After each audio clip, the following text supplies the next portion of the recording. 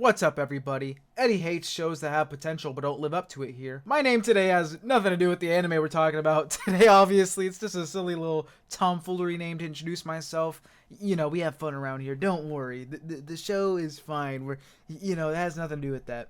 But, yeah. The Water Magician. Let's talk about it. Going to the series, the first few episodes, I really enjoyed it. I thought we had something meaningful, something that I so longed for, emotionally. But then as time went on, and on, and on, I felt us drifting apart. Fast forward a few months since our last meeting, I don't even think about them anymore. But let's back up a bit. This is a reincarnation isekai written by Tadashi Kubo, and it aired every week on Crunchyroll, at least in the US, during the summer 2025 anime season. And the adaptation is from Typhoon Graphics, a relatively new studio, barely over 10 years old. Only thing that I've seen from them is this anime called One Room from back in the day. It was this experimental first-person POV anime sort of thing. So, like, pretend you're watching the anime. I'm looking at you. You are the main character. They don't show the main character. Your eyes are what you're seeing right now. So, you know what I mean? You know what I mean? And it was kind of sweet for high school me's self-inserting brain, I guess, but it wasn't great or anything. Like, it wasn't good. It is kind of a hard type of thing to try and do, first-person anime. Always be happy if people, taking a crack at new things, but yeah, that's like the only thing I think I've seen from them. However, they have been steadily growing their catalog, and despite what I may say about this series in this video, it does seem like it was a win for them, as it's one of their higher-rated anime. There's one with a higher rating. I don't remember what it was called. I don't know if that correlates to, like, numbers and stuff, but at least in the general population's eyes, it's a better rated series, so that's a W. But The Water Magician, it's a summer 2025 anime. Once again, trying to get through all these reviews before the fall anime season finishes in like 2 weeks, so bear with me with all these kind of shorter reviews than normal as well, but we're just trying to get through them because I procrastinated too long. But for the summer 2025 season, this is that season's isekai for me. There's always one each season, or two, or maybe even three. And a lot of the times they're slop. Also, a lot of the times they're just okay. Every now and then it's fucking peak. But, not every season has like a ReZero. Or insert other really great isekai here. Don't get mad if I didn't mention your favorite isekai. There's plenty of good ones. But like I was alluding to in the intro of this video, this is kind of the potential man of isekai. Or one of the many potential men of isekai. In fact, it's a genre with too many potential men. Maybe the light novels peak. I wouldn't know. We're just talking about the anime here, so, light novel fans, I'm sorry. I understand. I am one of you guys most of the time. I'm a Classroom of the Elite light novel fan. I'm not a Classroom of the Elite anime fan. This is manga, but I am a Tokyo Ghoul manga fan. I'm not a Tokyo Ghoul anime fan. I'm a Berserk fan. And the list goes on and on and on. So, I sympathize. But unfortunately, I also will not blame someone for talking about the only adaptation they've seen. It's not their fault if they haven't read the thing, So, it is the anime's job, yes, to sell me on the light novel, but narratively, I guess, its job is to sell me on that story. Obviously, like, real world-wise, its job is to sell me on the light novel, but even then, you would think they'd go hand in hand at least somewhat, right? Because I don't really desire to read the novels that much off of this, but we'll get into that later. I don't want to say that too dismissively. We'll explain more later. I didn't even mean to bring up the point of, like, the goals of what anime is and why it matters, sales-wise and all this stuff. That wasn't in the script, but it is relevant, so it's worth bringing up. But let me know, did I choose right for this season? Was there a better isekai out there this season? I don't even know what isekais were out in that season. Let me check. Okay, I'm looking at my anime list right now. Shield Hero doesn't count. It's in season 4. Like, yes, of course, there's gonna be the fan base for that. We also got season 2 of, I always forget what this one's called. I was recording as a 7th Prince, 7.64, not a terrible score for my anime list, So that's an isekai. Was that better than this? There's another one with the title isekai at the start. I didn't watch this one. This is the only anime isekai I watched last season. Apocalypse Bringer. Maybe that's better. What else we got? Oh, there's the vending machine one. I actually do really want to watch that one. So if you tell me the vending machine one's better, I won't be mad. I will not be mad. In fact, it'll make me more excited to watch it. But yeah, let's actually get into the review.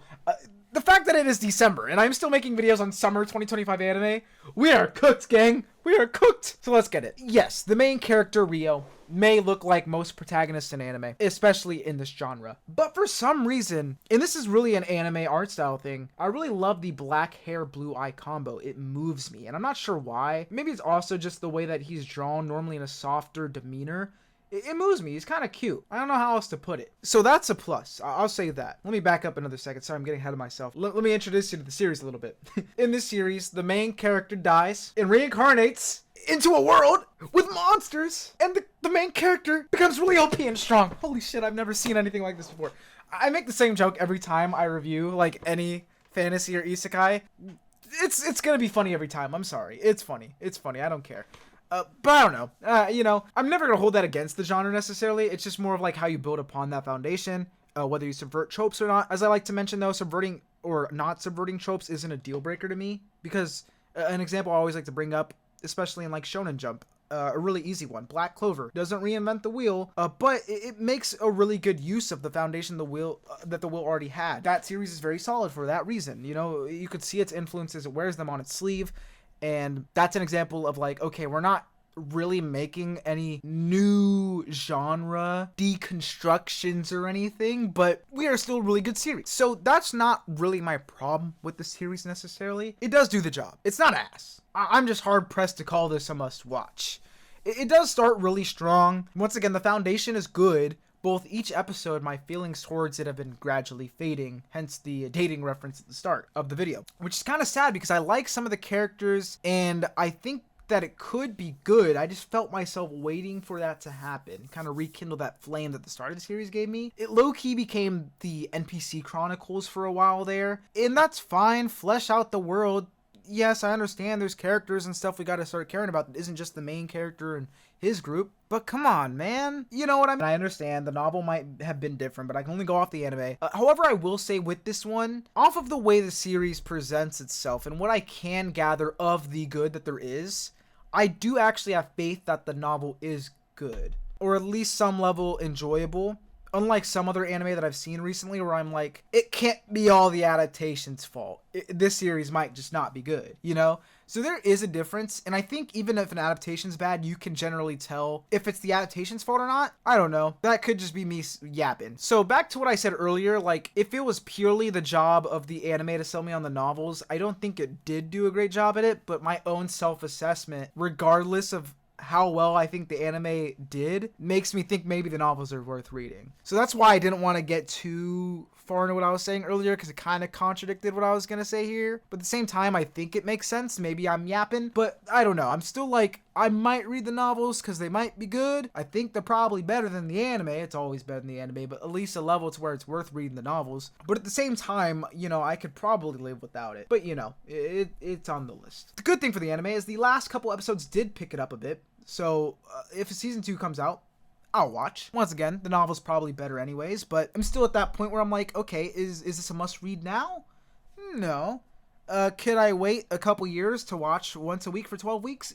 Easily. So we'll see what happens. We will see what happens. Next thing I wanted to mention, animation. If something has a good story, I don't mind bad animation personally, or at least serviceable, like standard animation. Like if it's One Punch Man season 3, that's a little crazy, but if it's just your normal basic animation, I don't need Sakuga if the story is good, because the original stories of these, whether it's light novel or manga in the anime sphere, you're not getting animation at all. So I'm normally fine with it, because at least you're getting new music, new voice acting, and some form of motion. So it's still pretty cool to see it come to life. But I will say, if you're someone who needs Sakuga, the animation isn't anything out of the ordinary here. Which I'm not holding against it, like I mentioned. I'm just saying if you are someone who looks for Sakuga, and maybe you saw the opening. This is why we don't take openings as the whole series, because the opening has fan-fucking-tastic animation that is not present in the series, for the most part. So I'm just mentioning that because, I don't know, maybe it's a deal breaker or not for you. I don't know. But yeah, I don't know. Overall, there just isn't a whole lot to go off of right now. Which is why I hesitate to even dunk on the series. I don't even like dunking on series in general, just for lack of a better term. I'd say unless this one really piques your interest or you already enjoy the genre, you'd probably be fine watching something else. With so much peak fiction coming out nowadays, it's not hard to find something. But I will mention, when watching this, it gave me a pretty good video idea on reincarnation in anime, best versus worst case scenario. I'm not going to spoil the rest of that video, but I do want to make that video at some point, and we'll get to that video when we get to that video. But like, for example, in this series, you're reborn another world, maybe you get eternal youth,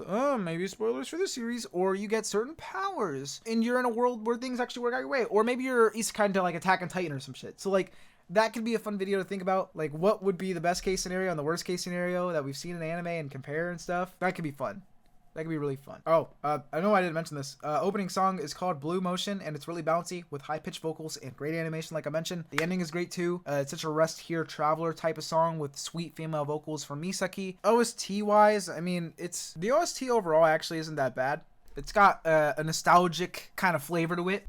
I'm actually going to look up the composer real quick because normally I do this in my video, but I didn't write anything down about the music besides the opening and the ending. But then I was like, I actually do have something to say about the OST. Sometimes I don't, so I don't mention it. I didn't initially plan to say anything about it, but then I was thinking about it. I was like, you know, low key. So Water Magician, composer Akira Kosimura. Let's see what else they have done. Okay, low key, Summer Ghost, Aono Orchestra, the Water Magician, Honey Lemon Soda, and a ONA called Junanbu no Watashi concept movie for something, the AEA. But for the few amount of things there is, it's actually quite recognizable. So that actually makes sense as to why I said the nostalgic thing. Although none of these are very old. Like Summer Ghost is 2021. And Aono Orchestra started in 2023 with obviously the new season recently. So nostalgic might be a crazy word, but that's how I felt, okay? I can be nostalgic for 2021. That's when I fucking graduated. That's close. I think it's been long enough to where we can be nostalgic about 2021. Motherfuckers started to be nostalgic about 2016 and 2017. And I'm one of them. I was like 13, like, man, 2016 was the day, 6XL, freshman typer. But, yeah, no, let me know your thoughts on this series if you guys have any. Kind of a, you're gonna find this trend in the next couple of videos. Unless it's very obvious, like, the Wicked review will probably be fucking goated. I really like that series. To Be Hero X and Shirley. There's some ones that I'm really wanting to take care of for those. But if it's a series, like, nothing against the Water Magician, nothing disrespectful about it. It's just not a series that moves me nearly as much as other ones that I've made kind of clear in this review. I wanted to keep it short. Like, I could have talked about some other stuff. But, you know, if you want to find out, like, about the story and stuff, you could just look up a Mal summary. I can even show it on screen real quick. Make your own judgment. I just wanted to give my thoughts out there because I said I would about every anime I watched. And I didn't mean to procrastinate this much. Otherwise, this would have been a better review. But there are some reviews that I'm clearly going to put more effort into.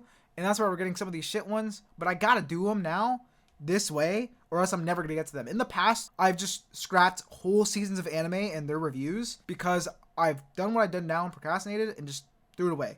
So I don't want to get into that habit again.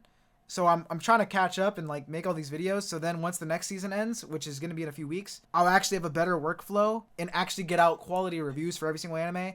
And I might switch to doing spoiler reviews. I'm not sure yet because I don't really like explaining shit and just having to vague dance around it. So I'll probably start doing spoiler reviews, but we'll see. I don't know. Do you guys like these kind of, well, this one's not a good example, but my normal non-spoiler and then maybe include a spoiler section or what? Or do I record 2 separate reviews? Because that's a lot more work, but it's a lot easier. I don't know. We'll see. Maybe it'll depend on the series. But have a great day. Shit review. But, you know, let's see. What else could I mention that I didn't mention? I don't know. Bye.